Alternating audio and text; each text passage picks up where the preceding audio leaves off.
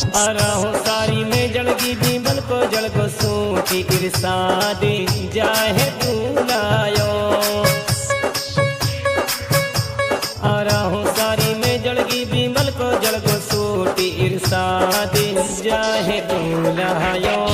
अरहो अकेलाऊ कलू बावन से को सूटी जानी मोती घबरायो।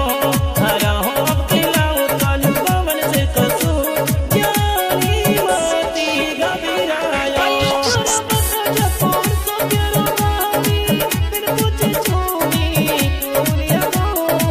हरी बैल पहाड़ी नाम इसारो देखनू कह दो।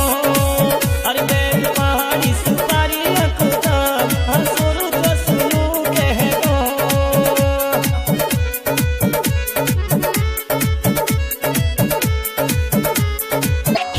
अरहो